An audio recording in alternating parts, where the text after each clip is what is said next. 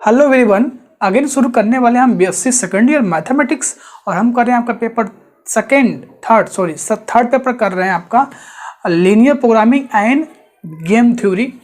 उसके में हम कर रहे हैं चैप्टर 5 आपका ट्रांसपोर्टेशन प्रॉब्लम। काफ़ी कुछ कवर कर लिया गया, इससे नॉर्थ वेस्ट कार्नर रूल, किसी ट्रांसपोर्टेशन प्रॉब्लम को नॉर्थ वेस्ट कार्नर रूल से कैसे सॉल्व करते हैं, लिस्ट कॉस्ट मेथड से कैसे सॉल्व करते हैं, वीएम मेथड सॉल्व कैसे करते हैं। प्रीवियस वीडियो में हमने बात किया था कि मोदी मेथड यानी यूवी मेथड से किसी ट्रांसपोर्टेशन प्रॉब्लम को कैसे सॉल्व करेंगे। तो प्रीवियस क्वेश्चन में हमने आपको ये बताया कि मोदी मेथड यानी मॉडिफाइड डिस्ट्रीब्यूशन मेथड जो है उससे किसी ट्रांसपोर्टेशन प्रॉब्लम को उसका पूरा हमने आपको क्वेश्चन के थ्रू आपको पूरा प्रोसेस बता दिया कि कैसे कैसे इसका प्रोसेस है। इसको हम यूवी मेथड भी कहते हैं, यूवी मेथड भी कहते हैं, राइट। उसके बाद हमने एक क्वेश्चन लेके आपको पूरा प्रोसेस बता दिया। उसका हमने एक क्वेश्चन किया था जिसमें कुछ कंडीशन ये थे कि अगर जो अनएक्युपाइड सेल हैं उनका जो पॉजिटिव आ जाते हैं, मतलब अनएक्युपाइड जो सेल हम जो उनका कैलकुलेट करते हैं, अनएक्युपाइड सेल जो हमारा DIJ फार्मूला था CIJ UI प्लस VIJ, ये अगर पॉजिटिव आ जाता है तो हमने क्या बताया आपको कि जिस भी मेथड से आपने उसका मिनिमम कॉस्ट निकाला है वही उसका ऑप्टिमल सॉल्यूशन हो जाएगा। लेकिन आज हम ये जानेंगे कि अगर DIJ निगेटिव आ जाए, 0 से लेस देन आए, तो हम क्या करने वाले हैं। तो जब लेस देन 0 की बात होगी तो हम आगे उसका प्रोसेस कैसे करेंगे, फिर हमें जिस सेल में निगेटिव नंबर मिलेगा उस सेल को एक हम लूप बताया था ना आपको कि एक लूप में जहाँ जहाँ लोकेशन हुआ एक हम लूप में उसको एक बनाएंगे और फिर जिसमें मिनिमम मतलब जो निगेटिव साइन होता है, स्टार्ट करते हैं प्लस से, प्लस अल्टरनेट जाते हैं plus minus plus plus S जाते हैं। तो जिस निगेटिव नंबर में जो सबसे मिनिमम नंबर होगा वही उस नंबर से हम सब में क्या कर, जहाँ प्लस है वहाँ ऐड कर देंगे और जहाँ माइनस होगा वहाँ पर सब्ट्रैक्ट कर देते हैं। तो हमारा जो एलोकेशन है वो चेंज हो जाता है। तो ये कंटिन्यू ये प्रोसेस करते जाते हैं, ठीक है। चलिए प्रैक्टिकली हम क्वेश्चन करेंगे, आज फुल करेंगे जिसमें लूप बना कर मैं आपको दिखाऊंगा कैसे बनाया जाता है। तो मोदी मेथड में ये बेटर ऑप्शन है। क्वेश्चन आपसे कुछ कहा नहीं जाता है तो आप इसी मेथड से करिएगा। Solve the following transportation problem. ये देखिए इसका डेस्टिनेशन ABC है, कोई यहाँ पर सोर्स 1 2 3 है, फर्स्ट रो में 6 8 4 इसका जो सप्लाई है, सप्लाई, और यहाँ पर डिमांड, ठीक है। तो ये डिमांड इसका 6 10 और 15 है और इसमें कुछ कॉस्ट दिए हुए हैं। तो इस क्वेश्चन को ऐसे क्वेश्चन अगर से पूछा जाता है तो सिंपल किसी मेथड से कर लीजिए, north west corner method, matrix minimum method, BM method, जो उससे आपको इजी लगता है उस मेथड से कर लीजिए। उसके बाद उसका ऑप्टिमलिटी टेस्ट करिए। अगर DIJ पॉजिटिव आता है तो वही सोल्यूशन होगा जो आपने जिस मेथड से निकाला है। अगर निगेटिव आता है तो हम उस पर बात करेंगे आज कि अगर निगेटिव DIJ आ गया तो हमें क्या करना है, ठीक है। तो चलिए इस क्वेश्चन को हम सॉल्व करते हैं। इससे पहले अगर आपने अभी तक चैनल को सब्सक्राइब नहीं किया है तो सब्सक्राइब करें, वीडियो को लाइक करें, कमेंट जरूर करो वीडियो में, ठीक है। और ग्रुप कोई प्रॉब्लम हो तो टेलीग्राम ग्रुप आपको व्हाट्सएप मिल जाएगा डिस्क्रिप्शन में, ज्वाइन हो सकते हैं। थोड़ी प्रॉब्लम चल रही है, इससे कोई से मैं जो आपस में भी आप लोग डिस्कस कर सकते हैं। अगर नहीं हो पाता है किसी से भी तब मैं जब भी टाइम मिलता है आप मुझे पर्सनली मैसेज कर दीजिए, जब मुझे टाइम मिलेगा तो मैं आपको रिप्लाई जरूर करूँगा, ठीक है। तो चलिए शुरू करते हैं। इस क्वेश्चन को पहले हम मैट्रिक्स मिनिमम मेथड से सॉल्व करके इसका मिनिमम कॉस्ट निकालेंगे। उसके बाद हम यो मोदी मेथड अप्लाई करके देखेंगे क्या जो हमने मैट्रिक्स मिनिमम मेथड से अगर उसका जो मिनिमम कॉस्ट निकाला है वही मिनिमम कॉस्ट है कि उससे भी मिनिमम हो सकता है, ठीक है। तो चलिए देखते हैं। तो यहाँ देखिए सॉल्यूशन में सबसे पहले आपको सॉल्व कर लेना है the feasible solution of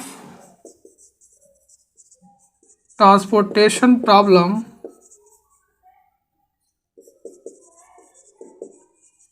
by matrix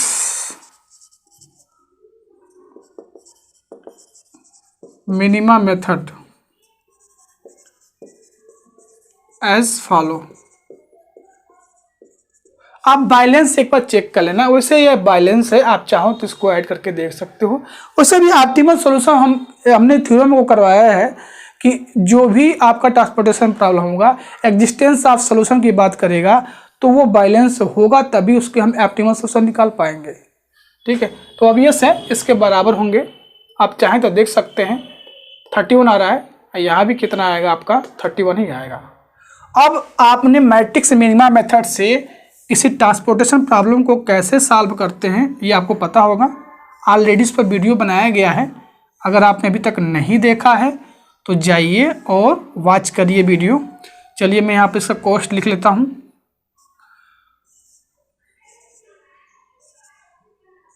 cost लिखने के बाद इसकी सप्लाई कितनी है, 14, 12, 5, 6, 10, 15।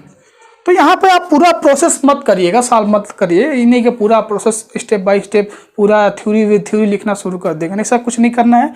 आपको डायरेक्ट बस इसका कॉस्ट निकाल लेना है। तो सबसे पहले हम क्या करते हैं, रो नंबर ऑफ कॉलम में मिनिमम एलिमेंट मिनिमम कॉस्ट देखते हैं, पहले उसकी हम डिमांड और सप्लाई फुलफिल करते हैं। तो यहाँ पर आपको इजीली दिख रहा होगा ये 1 है, ये 1 आपका क्या है, मिनिमम कॉस्ट है। इसकी डिमांड इसकी जो डिमांड है वो 6 है डिमांड, और सप्लाई कितना है, सप्लाई इसका 5 है। तो 2 मिनिमम होता है, उसी को हम यहाँ पर एलोकेशन करते हैं। तो 5 मिनिमम है, तो ये आपका कैंसिल होकर 0 आ जाएगा, राइट, ये आपका 1 हो जाएगा, यानी ये थर्ड जो आपका रो है कैंसिल हो गया। अब फिर से आप देखिए मिनिमम, तो 2 टाई हो गया, 4 4 आ रहा है। तो अगर हम इस 4 को लेंगे तो हमें 1 एलोकेशन मिलेगा, अगर हम इस 4 को लेते हैं तो हमें 14 एलोकेशन मिलेगा। तो हम मैक्सिमम देखते हैं, तो 15 और इस सेल को जो 113 सेल है उस सेल को हम एलोकेशन करेंगे। यहाँ पर देखिए ये 14 और 15, तो मिनिमम कितना है 14 है, तो ये तो कैंसिल होकर 0, तो ये पूरा 0 हो जाएगा, कैंसिल हो जाएगा, यहाँ बच गया आपका 1। ऐसी तरह सॉल्व करना आपको। फिर आप फिर से मिनिमम देखोगे तो ये आपका 4 आने वाला है, तो 4 की डिमांड 1 है, सप्लाई 12 है, तो मिनिमम यहाँ पर हम लेंगे 1, ये होगा आपका 0, यहाँ बच गया क्या आपका, यहाँ आपका बच जाएगा 11, यानी ये कॉलम कैंसिल, राइट। अब इन दोनों में एक बार मैच के लिए बैलेंस है कि नहीं, बैलेंस है। मिनिमम हमारा 8 है, यहाँ पर हमें देना पड़ेगा क्या चाहिए, डिमांड इनकी 1 है, 11 सप्लाई है, तो 1 देते हैं, ये 0 करते हैं, यहाँ बच गया आपका 10। सिंपल है, एक ही डिमांड एक ही सप्लाई, तो यहाँ पर हम 10 कर देंगे, ये 0 ये 0, राइट। तो इसी तरह से हम मैट्रिक्स मिनिमा मेथड से सॉल्व करते हैं। अब हम क्या करते हैं, इसका हम लिख लेते हैं कि कॉस्ट क्या आ रहा है। Now the total transportation cost is, क्या करेंगे, मल्टीप्लाई कर लेंगे। तो मल्टीप्लाई करिए, यहाँ पर क्या आएगा, 14 × 4 जो एलोकेशन हुए हैं, यहाँ पर 1 × 4, 10 × 9 प्लस 1 × 8 प्लस 5 × 1। जब आप इसको मल्टीप्लाई सिंप्लीफाई करोगे तो 163 इसका क्या आ जाएगा, मिनिमम कॉस्ट आ जाएगा 163। तो हमने इस टेबल को, ट्रांसपोर्टेशन टेबल को मैट्रिक्स मिनिमा मेथड से सॉल्व किया तो 163 आया। तो क्या यही आपका मिनिमम कॉस्ट है, ये है कि और भी कम हो सकता है, ठीक है। तो इसके लिए हम ऑप्टिमलिटी टेस्ट करेंगे, तो इसको आप नोट डाउन करते रहिएगा, ठीक है, इसलिए मैं साइड में हूँ, नोट डाउन करते रहिएगा। इसका अगला स्टेप हम यहाँ पर करते हैं optimality test, optimality test, right. तो मैंने आपको बताया स्टेप 1 में आपको क्या चीज करना है कि number of occupied cell is equal to m + n -1। इसका मतलब ये है कि आपको पहले नॉन डीजेनरेट चेक कर लेना है। नॉन डीजेनरेट किसे कहते हैं? देखिए क्या स्टेप चेक करना है, number of occupy cell is equal to m plus n-1। यानी एक्यूपाई सेल का मतलब क्या हो गया, जहां जहां एलोकेशन हुए हैं 1 2 3 4 5, ये हो गया 5। अब इसका नंबर ऑफ रो और नंबर ऑफ कॉलम्स 3 3 है, तो 3 + 3 -1 5 = 5। यानी ये नॉन डीजेनरेट है। इतना तो क्लियर हो गया कि वो नॉन डीजेनरेट है। ठीक है, अब यहां से क्या लिखेंगे, तो यहां से क्या लिखेंगे, show their initial basic feasible solution is non degenerate. ठीक है, ये आपको पहले स्टेप में आपको ये करना जरूरी है, क्योंकि वो जनरेट हो जाएगा। तो यहाँ पे प्रॉब्लम ये है कि आपको एक पॉजिटिव डेल्टा चूज करके एलोकेशन कहीं रेंडमली आर्बिट्री कहीं रेंडमली आपको बस उसको यहाँ पर हम नॉन डिजिट बनाने के लिए हम करते हैं, और किसी उसका आगे हम कोई यूज नहीं करते हैं। मतलब अगर सपोज यहाँ पर क्या आ जाता, 4 आ जाता, तो यहाँ से क्या होता, एक कोई हम रेंडमली यहाँ जहाँ एलोकेशन नहीं हुए हैं एक डेल्टा हम एलोकेशन कर लेते, ताकि हम उसको नॉन डिजिट बना सके। तो यहाँ पर बस उसका हम यूज करते हैं कि उसको नॉन डिजिट, उसके आगे चलकर कुछ का हम यूज नहीं करते हैं। अब सेकेंड मैंने क्या बताया आपको कि हमें वैल्यू असाइन करनी पड़ेगी, मतलब नंबर ऑफ रो और नंबर ऑफ कॉलम को कोई एक नाम न देना पड़ेगा। तो उसको हम क्या देंगे, आइए देखिए। तो फर्स्ट स्टेप में हमने नॉन डीजेनरेट चेक कर लिया आपके मल्टी टेस्ट में। सेकेंड स्टेप में आपको जो आपका ये टेबल मिला है, एलोकेशन मिला हुआ है, यहाँ पर मैंने राइट किया हुआ है जहाँ जहाँ एलोकेशन मिला हुआ है, तो हमने क्या कहा, कुछ इसका नाम देते हैं। Assign the value u1 u2 u3 and v1 v2 v3 are rows and column. u1 को हमने फर्स्ट रो को u1 दे दिया, सेकेंड रो को u2, थर्ड रो को u3, फर्स्ट कॉलम को v1, सेकेंड कॉलम को v2, ऐसे हमने इसका वैल्यू असाइन कर लिया। अब यहाँ से जो थर्ड स्टेप आपका है वो है कैलकुलेट करना हमारा CIJ, जहाँ जहाँ एलोकेशन हुए हैं वहाँ हमें कैलकुलेट करना है। ठीक है, तो थर्ड यहाँ तक आप वीडियो स्टॉप करके चाहें तो नोट डाउन कर सकते हैं। तो स्टार्टिंग में हमने इसके मैट्रिक्स मीडिया मेथड से इसका कॉस्ट निकालिए, याद रखिएगा कॉस्ट कितना है, ताकि डिफरेंस आपको नजर आएगा। आप मल्टी टेस्ट में नॉन डीजेनरेट प्लेस चेक कर लीजिए। ठीक है, उसके बाद सेकंड स्टेप में आपको ये एलोकेशन मतलब टेबल मिला है ट्रांसपोर्टेशन प्रॉब्लम का, तो उसका एलोकेशन करना, एलोकेशन के साथ साथ आपको इसके वैल्यू असाइन कर लीजिए, u1 u2 u3 v1 v2 v3। चाहे तो आप डायरेक्टली कर सकते हैं, लेकिन मैं डायरेक्ट इसलिए नहीं कर रहा हूँ ताकि आपको एग्जाम में लिखना है चीज़ें। आप 10 मार्क्स का आएगा तो कुछ तो आपको अच्छे से थोड़ा लिखना पड़ेगा ना। थर्ड स्टेप में हमें जाते हैं। थर्ड स्टेप में हम जाएंगे कैलकुलेट CIJ यानी UI plus VJ for occupy cells. ठीक है, अब जहां जहां एलोकेशन हुए हैं यहाँ पर यानी 5 आपको ये एलोकेशन का कैलकुलेट करना पड़ेगा। वहां से u1 u2 u3 v1 v2 जो वैल्यू पॉसिबल होंगी वो आपको फाइंड करनी पड़ेगी। तो मैं इस साइड का रफ करता हूं। ठीक है, आप इसको ध्यान रखिएगा कि 163 आया था इसका मिनिमम कॉस्ट। अब हम इसको चेक कर रहे हैं कि क्या यही मिनिमम कॉस्ट है कि कुछ और मिलेगा और इससे कम हो सकता है। तो इस साइड का मैं रफ करूंगा। ठीक है, क्वेश्चन थोड़ा बड़ा है तो आप स्टॉप करके इसको नोट डाउन भी कर सकते हैं। थर्ड स्टेप में calculate CIJ UI plus VJ for occupy cell. जहाँ जहाँ एलोकेशन हुआ उसी सेल को हम कैलकुलेट करेंगे। उसका फॉर्मूला होता है CIJ = UI प्लस VJ। अब आपको ध्यान ये देना है, यहाँ पर एक वैल्यू आपको रेंडमली चूज करना पड़ेगा। या चूज कर लीजिए या टेक कर दीजिए चूज। अब आपको चूज क्या करना है, u1 u2 u3 v1 v2 v3 ये तीनों 6 जो आपके वैल्यू हैं इनमें से किसी एक को आप 0 चूज करना पड़ेगा। अब किसको चूज करते हैं, देखिए किस रो या कॉलम में सबसे ज़्यादा एलोकेशन हुआ है।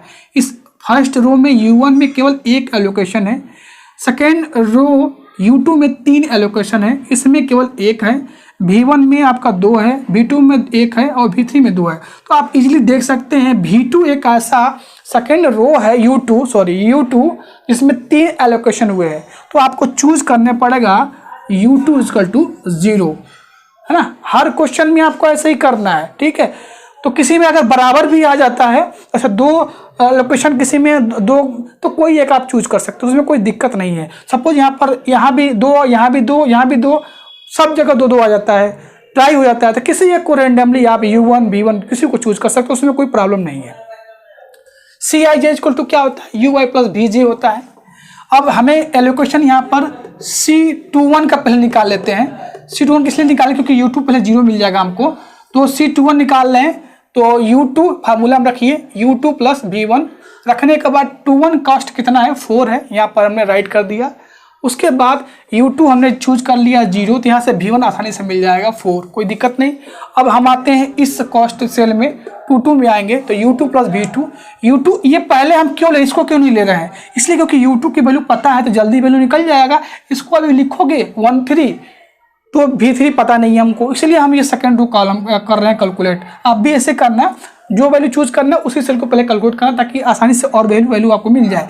तो यहाँ से 22 हम चूज किया, तो V2 यहाँ से मिल जाएगा 9, 23 पे जाएंगे, इस पर इसका कॉस्ट कितना है 8 है, तो यहाँ पर लिख दिया। U2 0 है, V3 आपको 8 मिल जाएगा, इजीली मिल जाएगा।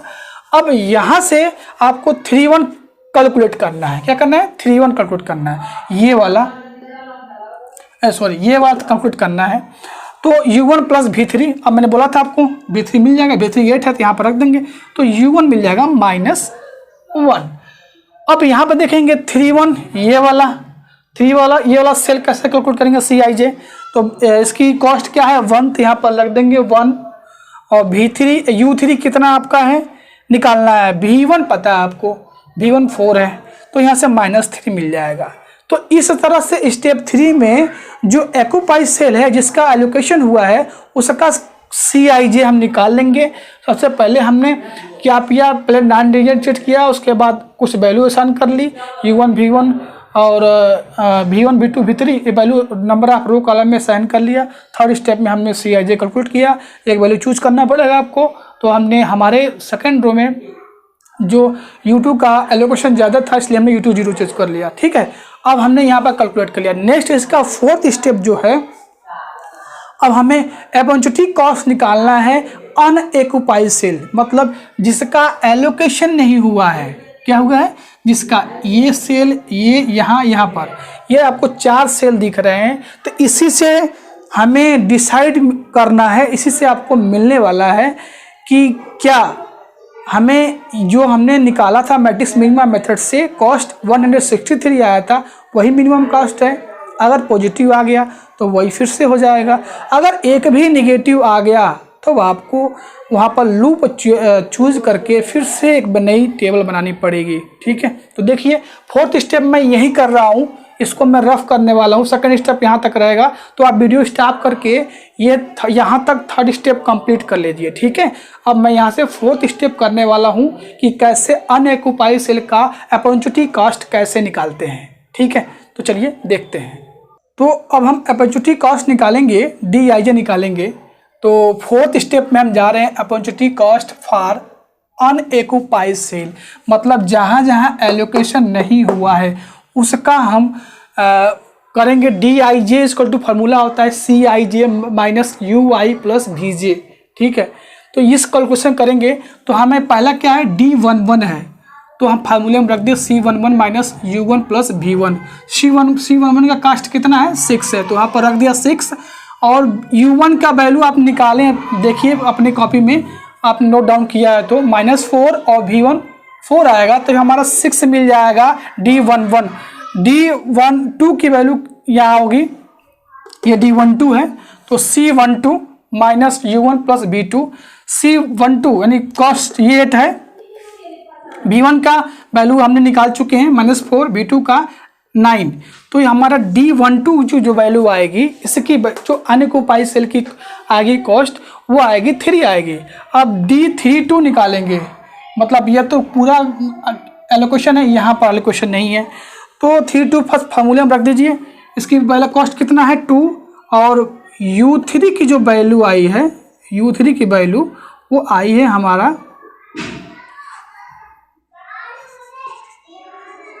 U3 की जो वैल्यू आई है वो हमारा आया हुआ है 3, और V2 की वैल्यू 9। तो यहाँ से देखिए यहाँ पर प्रॉब्लम क्रिएट हो गया, यहाँ पर क्या आ गया -4 आ गया।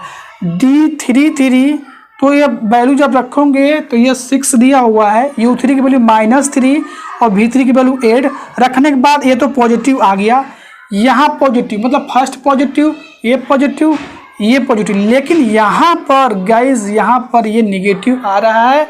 इसका D32 ये एलोकेशन जो है यहाँ पर जो हमारा अनऑक्युपाइड सेल है, यहाँ पे प्रॉब्लम क्रिएट हो गया, यहाँ क्रिएट हो गया कि ये हमारा क्या आ रहा है निगेटिव वैल्यू आ रहा है। तो मैंने आपसे क्या कहा था कि जब Dij सारी पॉजिटिव आ जाएंगी तो हमारा जिस मेथड से हम निकाल रहे हैं मिनिमम कॉस्ट ट्रांसपोर्टेशन प्रॉब्लम का, वही उसका ऑप्टिमल सॉल्यूशन हो जाएगा। लेकिन गाइस यहाँ पर देखिए यहाँ पर -4 आ गया, इसका मतलब जो हमने ट्रांसपोर्टेशन प्रॉब्लम निकाला था मैट्रिक्स मिनिमा मेथड से 163, वो एक्चुअली में वो मिनिमम कॉस्ट नहीं है, उससे भी मिनिमम कॉस्ट हमें मिल जाएगा। ठीक है, इससे हमें इतना पता चल गया। ठीक है, तो अगला स्टेप इसका क्या है, यहाँ पर सब कुछ कैलकुलेट करने पाई। देख लीजिए यहाँ पर कोई मिस्टेक हो सकता है, प्रीवियस वीडियो मुझसे मिस्टेक हो गई थी, मैंने V1 की वैल्यू 0 ले लिया था, वहाँ पर 2 आना चाहिए था, और D1 और 3 की जो वैल्यू आ रही थी वो भी वहाँ मिस्टेक हो गई थी। तो उसमें कोई वो तभी भी पॉजिटिव आता अगर V2 में, वहाँ पर V1 मैं 2 लेता, तो प्रीवियस मैं क्लास की बात कर रहा हूँ, तो उससे भी कोई फर्क नहीं पड़ा, क्योंकि वहाँ पर मैंने मेंशन कर दिया था कि आप उसको करेक्ट कर लीजिएगा। अब बार बार कमेंट करना मत शुरू कर देना, यहाँ गलत है, यहाँ गलत है। ठीक है, तो वहाँ पर आप मेंशन कर सकते हैं। ठीक है, वहाँ पर मैंने मेंशन कर दिया है कि यहाँ वैल्यू आप करेक्ट कर लेना। ठीक है, तो अब अगला स्टेप हमारा एक तो पता चल गया कि जो हमारा 163 आया था वो मिनिमम कॉस्ट नहीं है। तो अब देखिए अगला step, since all the cells evolution D32 minus मतलब निगेटिव आ गया, लेस देन 0 आ गया, then solution is not optimal, find optimal solution, you make necessary change in the allocation in shown following.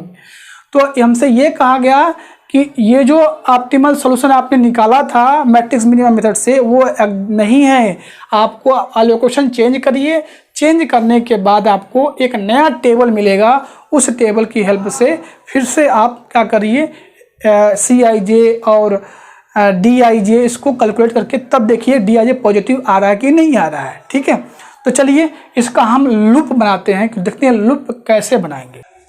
तो देखिए हमारा D32 क्या आया है, ये निगेटिव आ गया, ये जो सेल है यही निगेटिव आया हुआ है, इसी को हमें यहाँ पर एलोकेशन लाना है। अब कैसे लाते हैं इसको देखिए, मैंने आपको बताया था कि जहाँ से शुरू करना है वहीं से आपको एक पाथ के रूप में आपको फिर से वहीं पर आ जाना है। ठीक है, और जहाँ से शुरू करोगे उसको हम कह लेंगे पॉजिटिव, फिर नेक्स्ट निगेटिव, फिर पॉजिटिव निगेटिव, ऐसे आपको साइन लिख देखना है। तो इस सेल में अगर मैं यहाँ जाता हूँ फिर यहाँ पर मैं टर्न नहीं ले सकता, क्योंकि टर्न आपको मुड़ना वहीं से है जहाँ एलोकेशन हुआ रहेगा। ठीक है, इसके लिए बहुत मैंने कल प्रीवियस वीडियो में बात किया था। तो हम चाहें तो इजीली यहाँ जा सकते हैं, यहाँ से यहाँ जा सकते हैं, और यहाँ से यहाँ, अब फिर हम अपने डेस्टिनेशन पे यहाँ पर आ जाएंगे। ये पाथ हो सकता है, पॉसिबल है, और कोई पाथ पॉसिबल नहीं लग रहा है, यही पाथ। हमने क्या बताया, स्टार्टिंग करना है पॉजिटिव से, ये निगेटिव होगा, ये पॉजिटिव होगा और ये निगेटिव होगा। इसका मतलब अब हमें क्या करना है, पाथ आपने बना लिया, हो सकता है आपके क्वेश्चन में कोई और वे में पाथ है तो घबराने की जरूरत नहीं है, बस इसी वे में जाना है कि जहाँ से आप एलोकेशन स्टार्ट मतलब चलना शुरू करते हो, आपको मुड़ना वहीं पे है जहाँ एलोकेट हुआ है, जहाँ एलोकेट हुआ है वहाँ आप नहीं मुड़ सकते, ये बात ध्यान रखना। ठीक है, तो देखेंगे, अब देखेंगे जो माइनस जहाँ है उन दोनों में मिनिमम एलोकेशन कौन है। तो यहाँ पर आपको 5 नज़र आएगा कि 5 क्या है, मिनिमम एलोकेशन है। तो अब इसका नेक्स्ट स्टेप ये है कि इस 5 को जहाँ प्लस है उसमें ऐड कर देंगे, ठीक, और जहाँ माइनस है वहाँ पर इसको घटा देंगे, यानी सब्ट्रैक्ट कर देंगे। तो अब जब यहाँ पर ये आप घटाओगे तो इसका एलोकेशन हट जाएगा, यहाँ जो चला जाएगा एलोकेशन इसका। तो देखिए मैं इसको फिर से एक टेबल में यहाँ पर बनाता हूँ आपको दिखाने के लिए। तो देखिए यहाँ पे मैंने क्या बताया, जहाँ दोनों में माइनस है उसमें मिनिमम देखेंगे। अब जहाँ जहाँ प्लस आया हुआ है वहाँ का एलोकेशन आप ऐड कर दोगे उस नंबर से, और जहाँ निगेटिव आया वहाँ पर आप घटा देना। तो देखिए ये हमारा -5, 10 और 5 में मिनिमम है, तो यहाँ से प्लस साइन है, तो इस सेल 21 सेल में इस 1 में आपको 5 ऐड करना पड़ेगा। तो यहाँ हो जाएगा आपका 6। देखो ध्यान से कैसे चेंज हो रहा है, ये से 5 मिनिमम 5 है 10 और 5 में लोकेशन में, तो यहाँ से हमने प्लस साइन है इसलिए हमने 1 में 5 को ऐड कर दिया, यहाँ लोकेशन हो गया 6।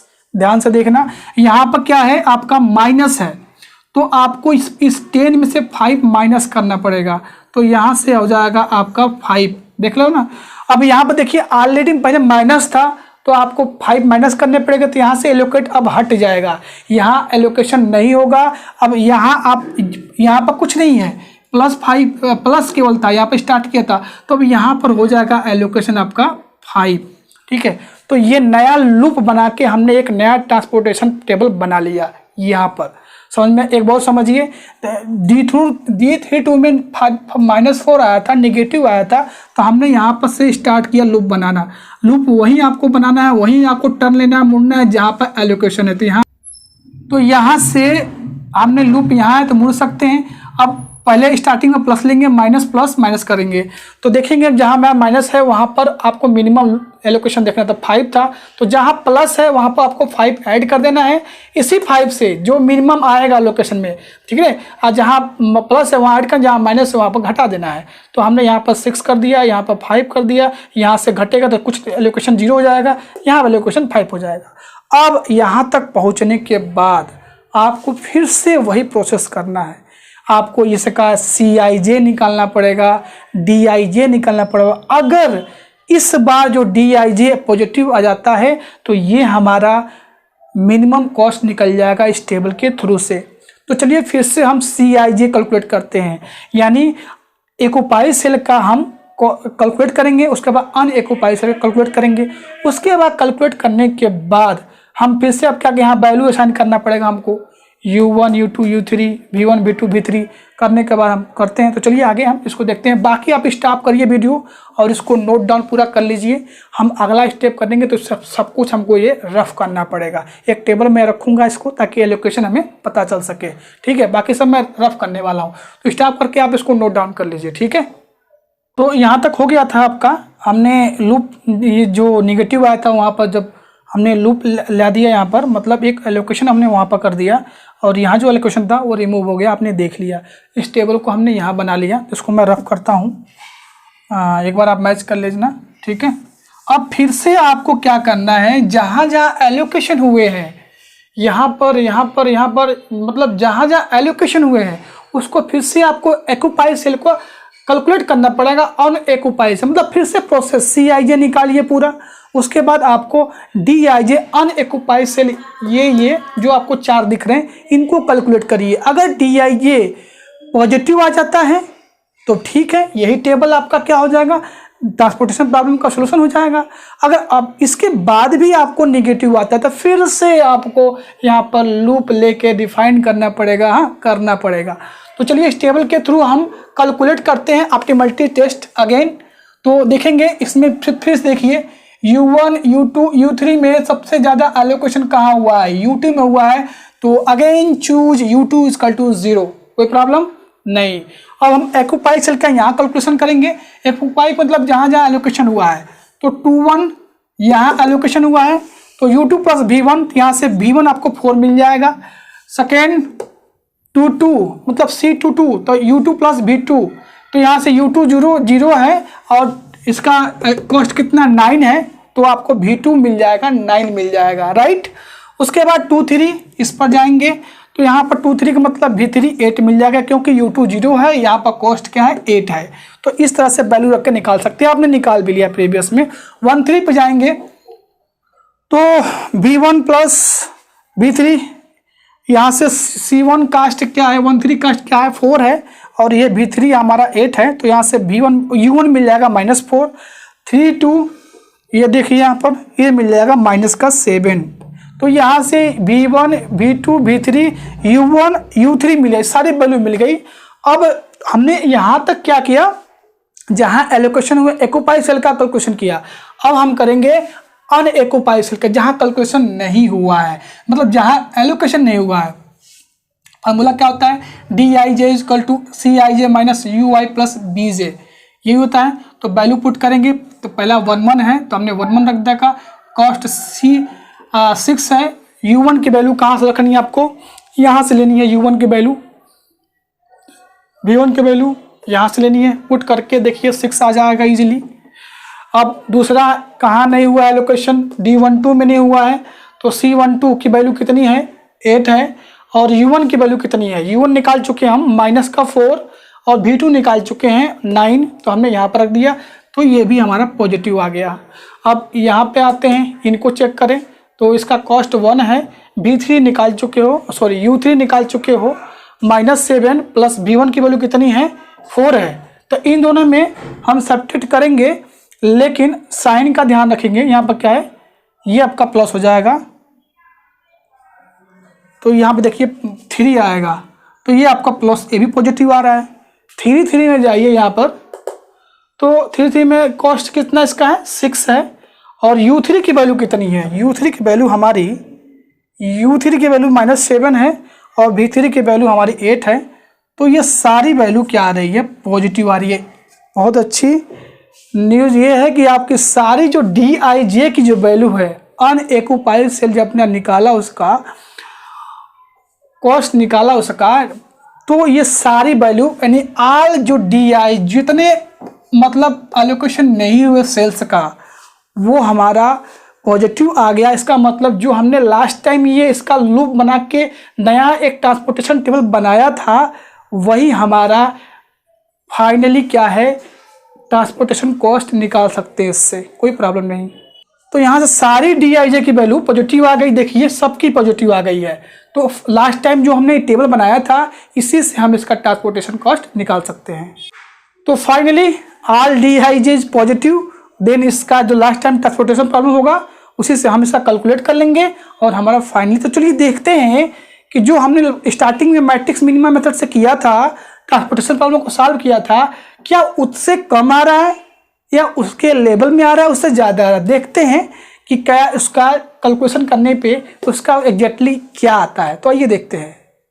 तो ऑल DIJ पॉजिटिव आ गया, इसका मतलब ये हुआ कि जो हमारा ये टेबल है, यही हमारा ट्रांसपोर्टेशन प्रॉब्लम का सलूशन बन जाएगा। ठीक है, तो क्या लिखेंगे, all DIJ > 0, hence solution is optimal and solution of given transportation problem। इतना पता चल गया, इसका ऑप्टिमल सॉल्यूशन मिलेगा। अब देखिए, तो टोटल कॉस्ट निकालेंगे, तो 40 × 4, 6 × 4, 5 × 9, 1 × 8 और 5 × 2। तो जब मल्टीप्लाई करके आप ऐड करोगे तो 143 आएगा। मतलब जो हमारा क्वेश्चन था, तो जब हमने मैट्रिक्स मिनिमम मेथड से सॉल्व किया तो 163 रुपीज़ आया था। आपको याद होगा शायद फर्स्ट टाइम जब हमने इस क्वेश्चन में किया था। तो देखिए कितना का डिफरेंस है, 20 रुपीज़ का डिफरेंस है। इसका मतलब ये नहीं है कि अगर कोई हम तीनों मेथड से करते हैं तो वही मिनिमम कास्ट है। मिनिमम मेथड से करेंगे उससे भी कोई ज़रूरी नहीं मिनिमम कास्ट है, उसका ऑप्टिमलिटी टेस्ट करना ज़रूरी है by MODI method, UV method, जो भी आप समझ रहे हैं। तो फाइनली हमारा आंसर आ गया 143। तो आज हमने क्वेश्चन किया, प्रीवियस वीडियो में हमने DIJ जब सब पॉजिटिव आए थे या 0 आया था तो उसको बताया था कि वही सोल्यूशन होगा जो स्टार्टिंग में आपने किया है, मतलब जिस मेथड से north west corner, BM method, matrix में मेथड। लेकिन एक भी DIJ पॉजिटिव आ गया तो आपको एक लूप बना के उसको लूप बना के फिर एक नया ट्रांसपोर्टेशन टेबल क्रिएट करना पड़ेगा। उसके बाद CIJ और DIJ कैलकुलेट करना पड़ेगा। DIJ पॉजिटिव आता है तो लास्ट टाइम जो आपने टेबल बनाया है वही उसका ऑप्टिमल सोल्यूशन हो जाएगा, कैलकुलेट कर लेना। लेकिन जितनी बार अगर निगेटिव आएगा उतनी बार आपको आगे प्रोसेस करते रहना है। ठीक है, मैं यही कहूँगा कि आपका भाग्य अच्छा हो कि फर्स्ट टाइम में या सेकंड टाइम में ही आ जाए, बन जाए, DIJ पॉजिटिव आ जाए। एग्जाम में अगर पूछता क्वेश्चन केवल आप इसने कहा कि solve the transportation problem, table दिया हो तो ऐसे ही करना है आपको। ओके, ठीक है। नाम अगर देता है तब आप उस मेथड से करिएगा, लेकिन केवल नाम ना दिया जाए तो इसी मेथड से आप ट्राई करें। ओके, वीडियो कैसा लगा? अच्छा लगे तो लाइक करें, अगर कोई प्रॉब्लम है तो वीडियो में कमेंट करें। ठीक है, चलिए मिलते हैं नेक्स्ट वीडियो में, तब तक थैंक यू, बाय बाय।